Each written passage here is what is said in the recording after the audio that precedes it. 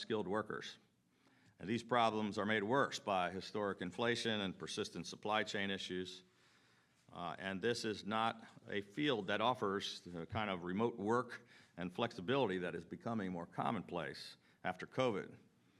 The bipartisan infrastructure law creates enough demand to fill millions of jobs nationwide, but a recent national survey found that 91% of construction firms are having a difficult time filling positions. As one economist recently stated, the industry has the work, it just needs the workers. So to address this challenge head on and to immediately jumpstart the workforce pipeline for infrastructure projects at the state and local levels, today I am announcing a new Jobs That Build initiative to help provide infrastructure workers with up to $10,000 in incentives for such things as a sign-on or retention bonus, or to pay for a training program, or to help defray child care and housing costs. We're making an initial investment of $15 million into this initiative, which is the very first of its kind in the nation. We expect that this will help bring on thousands of construction workers and ensure that more capital projects are delivered on time and on budget. The Jobs That Build initiative adds to and will benefit from all of the steps that we've taken in Maryland to knock down real-world barriers to good-paying jobs and leave no skilled worker behind.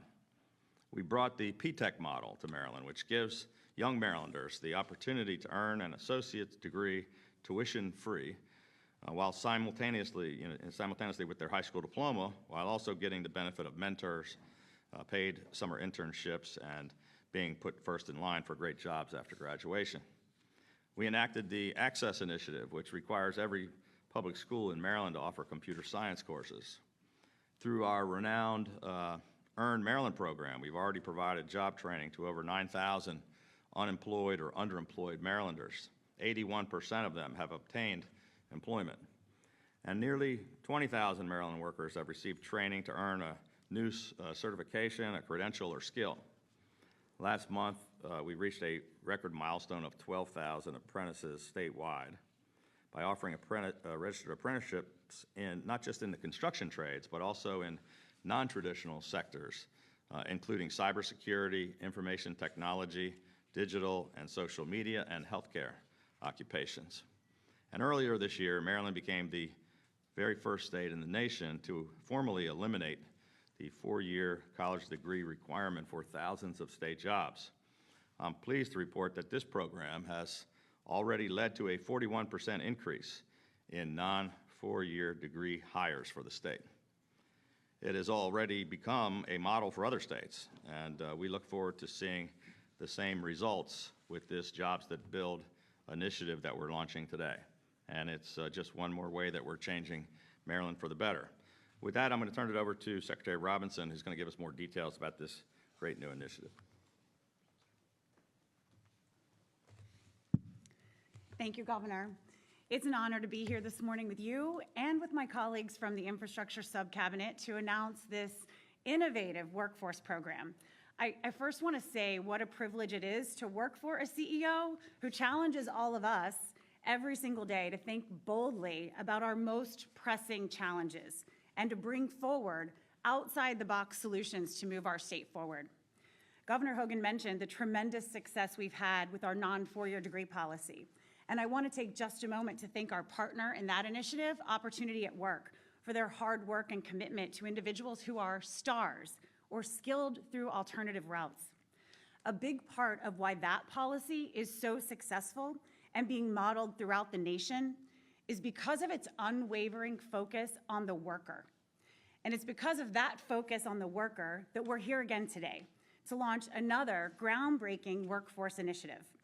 As Governor Hogan mentioned, the Jobs That Build initiative is a creative workforce solution designed specifically to knock down barriers that are keeping talented workers on the sidelines. When we incentivize the worker and knock out the barriers such as transportation, housing, and childcare costs, we will not only have a more robust economy, but we will also have the most modern and advanced infrastructure in the country. I often hear that our non-4-year degree policy that with our non-four-year degree policy, the state of Maryland effectively put out a welcome mat and we said loud and clear that we want more stars in our workforce. And I firmly believe that's what we're doing again here today. Through this initiative, we will speak with a more persuasive voice to workers, and especially to the youth of Maryland, to ensure that they know there is an honorable and well-paying pathway to pursue when choosing jobs that build. And I'm very happy to tell you that our Jobs That Build program is already live on the Department of Labor's website. So all employers who are engaged in the construction or maintenance of an infrastructure project or have a contract to begin one can now get more information and apply for worker-focused grants at labor.maryland.gov/jobsthatbuild. That's labor.maryland.gov/jobsthatbuild. We in the Department of Labor look forward to bolstering and growing this critical workforce that is truly rebuilding our state, one road, bridge, railway at a time. So thank you, Governor, for making this possible. And I'm now going to turn it over to my colleague and partner in this initiative, our Secretary of Transportation, Jim Ports. Well, good morning. Thank you, Governor. And thank you, Secretary Robinson, for your steadfast leadership in ensuring Maryland has both the resources and the workforce for infrastructure for our great state. Governor Hogan is our infrastructure governor, and I couldn't be prouder of the investments that he's made that have resulted in countless projects through our roads, bridges, BWI Marshall Airport, and Maryland's Port of Baltimore. But to echo what Governor Hogan said, our contractors are definitely facing a workforce challenge. Trust me, I hear it every single day. Jobs That Build initiative is a much-needed program that will benefit Maryland by making sure we get our infrastructure projects done on time and on budget, just like the nice Middleton Bridge, Governor. And this program is investing in Maryland's skilled workers by providing incentives like money for bonuses, housing, childcare, training, and even paying for transportation to a website. MDOT welcomes this new initiative that will bring skilled workers into the infrastructure workforce and will help them rebuild not just a job, but a career. And you might wonder who some of those young stars are that Governor Hogan and Secretary Robinson just mentioned. Well, ladies and gentlemen, I am one of those stars. You may be surprised that I did not choose the college route. At 19, I began my career repairing helicopters in the United States Marine Corps. And then I came up through the trades as a licensed journeyman natural gas fitter, installing gas meters and every single appliance in your home. So I am one of those folks that came up through the trades. And a feeling of building something better and working with my hands, that helped me learn and grow. And it's led me down an exciting pathway that's available to young people who, just like me, want to be a part of something big and meaningful, but also does not require a four-year degree. So Governor Hogan, thank you again for your bold leadership, and thank you for your STARS program.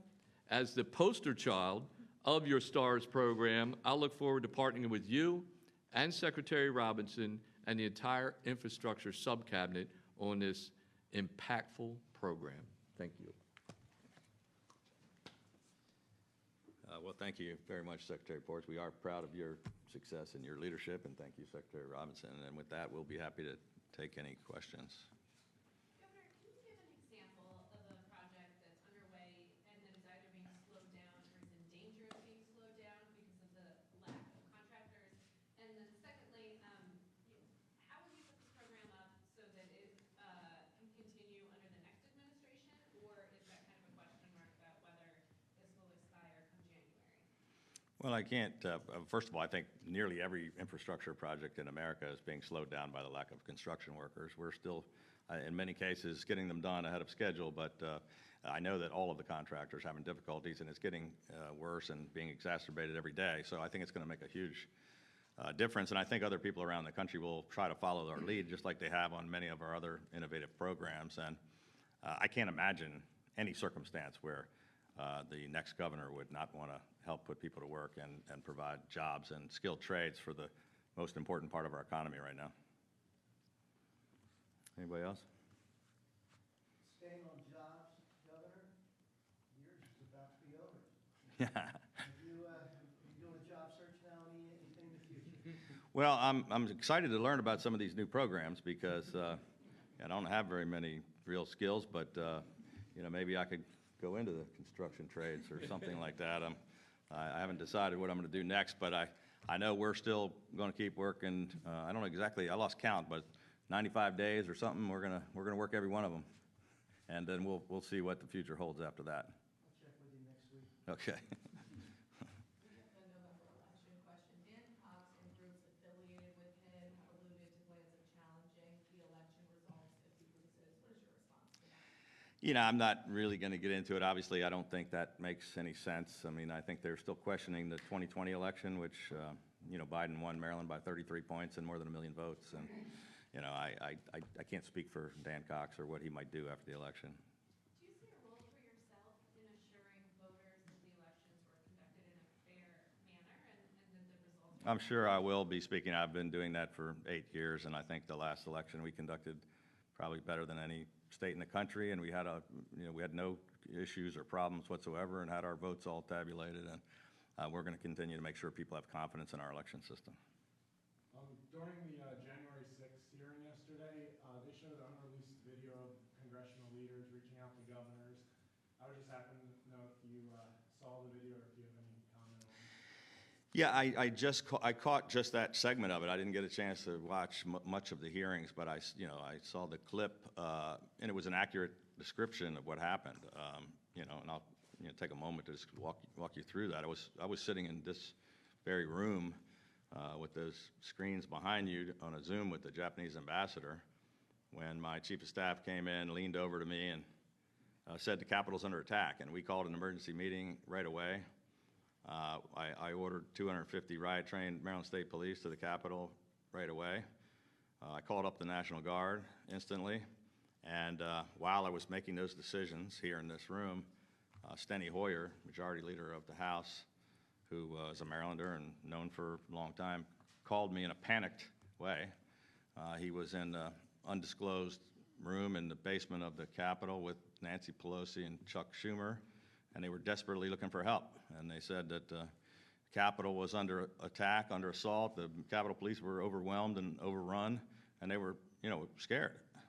And I assured Leader Hoyer that Maryland State Police were already on their way and should be there any moment, that I had already activated the Guard, but that we did not have approval from the Secretary of Defense, which any other state, anywhere else in the country, a governor can respond to a request. I can send the Maryland National Guard. I'm the Commander-in-Chief. I can send them to Virginia or to California or anywhere else, but I can't send them into the federal city without the approval of the Secretary of Defense. And I told that to Hoyer, who kind of yelled across the room to the Speaker and a Majority Leader of the Senate saying, hey, Hogan says he doesn't have approval.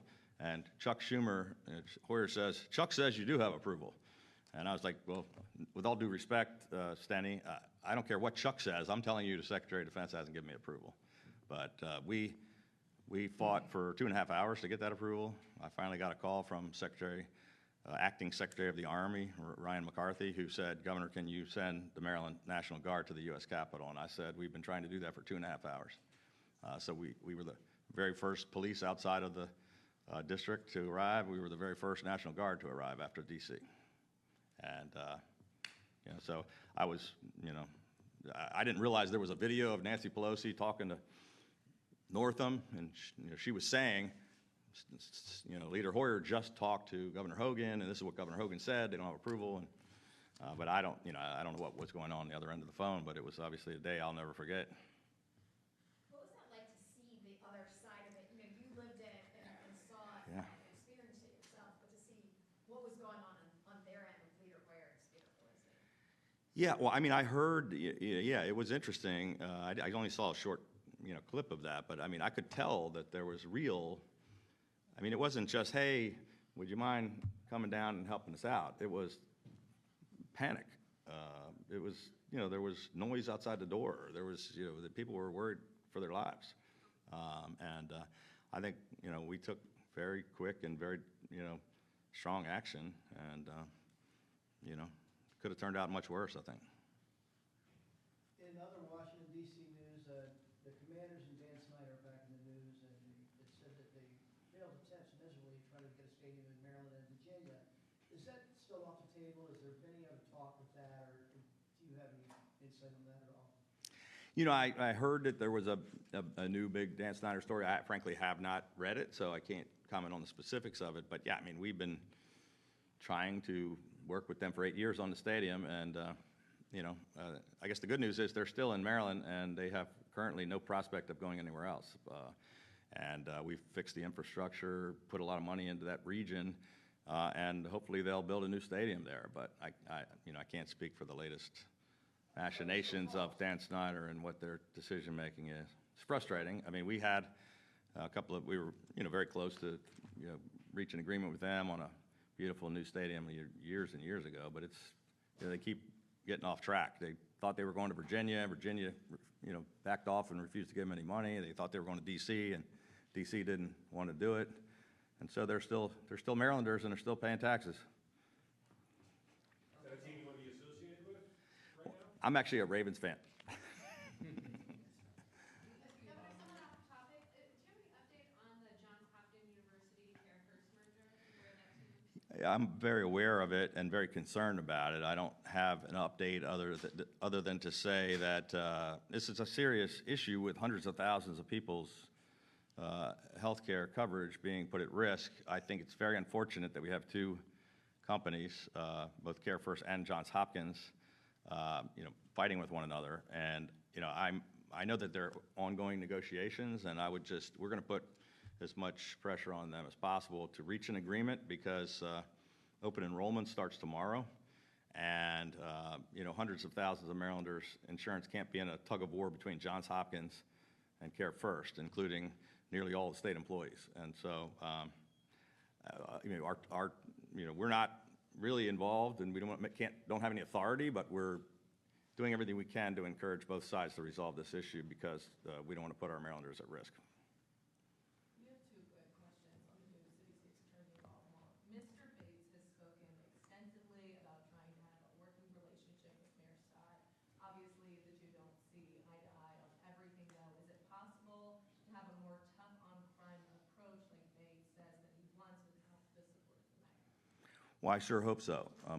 I've been advocating for a more tough-on-crime approach since I've been governor, and we didn't always agree with the 4 different mayors or the state's attorney, but I have had very productive discussions. We had the incoming state's attorney here in the State House for a long and productive meeting about crime in Baltimore City and about cooperation with the state and federal prosecutors and state and federal law enforcement. And I didn't really know him well before, but I was really impressed with the fact that at least he's saying the right things, and he really does appear to be focused on wanting to make changes and to do something about violent crime in Baltimore, and I think that's a positive step. But can criminals be held accountable the way that he says that he wants to, without the mayor allowing the police to enforce all of the laws on crime? Yeah, I mean, well, holding them accountable, it requires a lot of things in the process, but the state's attorney and the judges, more than anyone, are the ones, responsible for holding them accountable. I mean, the police has obviously an important role, the mayor has a role, but a prosecutor that doesn't want to prosecute criminals is not holding people accountable, and a new prosecutor that wants to prosecute criminals hopefully will make people more accountable.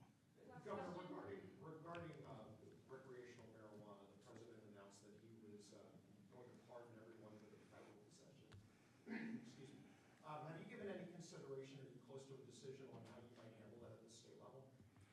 I mean, we were, way ahead of that. I mean, we passed criminal justice reform and lowered, sentences for things like possession of marijuana, I think 6-7 years ago. What about pardons at the state level for state possession charges? I mean, I don't know that we have too many people that are, needing pardons for marijuana in the state of Maryland, but I don't see us making any changes in the last 90 days. Thank you, everyone. I'll be all. All right, thank you.